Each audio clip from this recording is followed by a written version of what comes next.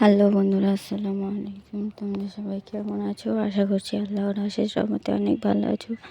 তো আমিও তোমাদের দোয়ায় অনেক ভালো আছি। তো আজকের রেসিপিটা তোমরা থাম্বনেল দেখে নিশ্চয়ই বুঝতে পারছো কী হতে চলেছে। আজকের রেসিপিটা হতে চলেছে মুরগির মাংস আলু দিয়ে ঝোল বা চিকেন কারি। তো এখানে আমি 500 গ্রাম মুরগির মাংস নিয়েছি, মাংসগুলো ধুয়ে নিয়েছি এবং এখানে 5 পিস আলু নিয়েছি, 10 পিস করে নিয়েছি কেটে, একটা আলু 2 পিস করে কেটে নিয়েছি এবং এখানে পেঁয়াজ কুচি বড় সাইজের একটা এবং 6 কোয়া রসুন এবং 6টা শুকনো লঙ্কা এবং 1 টুকরো আদা বেটে নিয়েছি। তো চলো শুরু করা যাক। এখানে আমি কড়াই বসিয়ে দিয়েছি। কড়াইতে তেল দিয়ে নিচ্ছি, তোমরা দেখতেই পাচ্ছ। তো এখানে আমি পেঁয়াজ কুচিটা দিয়ে দিচ্ছি। আমার তেলটা গরম হয়ে এসেছে। তো একটা বড় সাইজের পেঁয়াজ নিয়েছিলাম, সেটা কুচিয়ে নিয়ে এটা এখন অ্যাড করছি। তো এরপরে এখানে আমি রসুন বাটাটা অ্যাড করছি।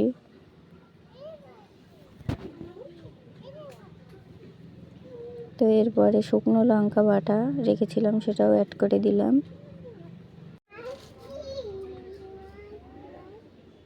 তো দেখো আমি কিন্তু আদাটা দেইনি, আদাটা এখনও প্লেটটাই রয়েছে। তো এরপরে আমি এখানে দেখো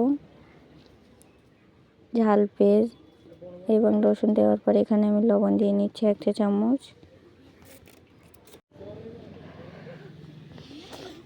তো দেখো তারপরে এখানে আমি 1/2 চা চামচ হলুদের গুঁড়া দিয়ে দেব। তো তারপরে যে আদাটা ছিল সে আদাটা এবারে আমি অ্যাড করছি এখানে। দেখো সবার শেষে, না হলে মশলাটা পুড়ে যাবে, তলায় ধরা করবে, সেই জন্য আমি সবার শেষে আদাটা দিয়ে দিচ্ছি। তো আদাটা দেওয়ার একটুখানি পরেই একটু নাড়াচাড়া করে নিয়ে আমি এটাতে অ্যাড করব যে ধুয়ে রেখেছিলাম মুরগির মাংসটা, সেটাই আমি অ্যাড করছি। এখানে আমি প্রথমেই বলেছি কিন্তু 500 গ্রাম মুরগির মাংস নিয়েছি।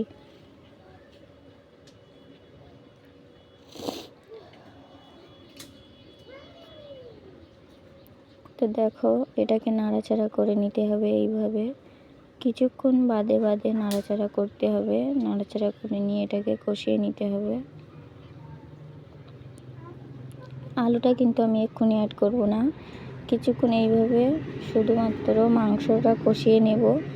তো মাংসটা কষিয়ে নেওয়ার পরে আমি দেখো কিছুক্ষণ বাদে বাদে কিন্তু এইভাবে কষাতে হবে, একটা না মাংসটা নাড়াচাড়া করলে হবে না।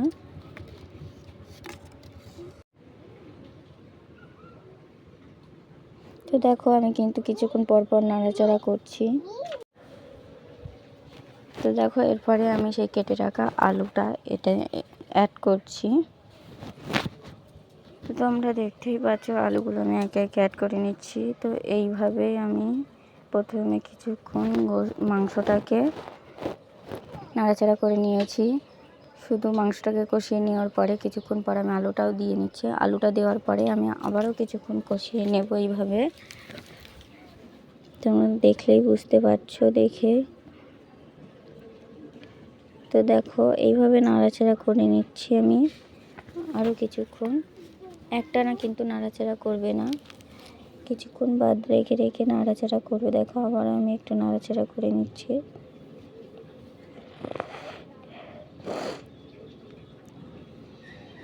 তো এরপরে দেখো তো আমার তরকারিটা তলায় ধরা করছিল মাংসটা, সেই জন্য আমি এখানে পানি অ্যাড করছি। তো এখানে আমি এরকম একটা গ্লাসের 1 গ্লাস পরিমাণ পানি অ্যাড করছি।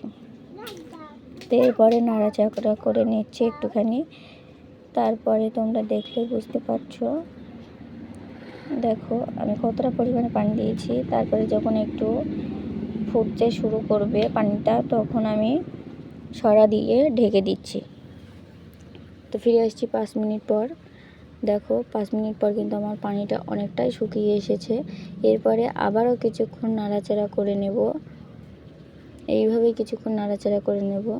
তো পানিটা যখন আরও একটু কমে আসবে, তখন আমি এটার ভিতরে 2.5 গ্লাস পানি অ্যাড করব। টোটাল 2.5 গ্লাস পানি, সেই একই গ্লাসের কিন্তু আমি 2.5 গ্লাস পানি অ্যাড করেছি। তো আবারও ঢাকনা দিয়ে দিলাম। তো ফিরে আসছি 10 মিনিট পর।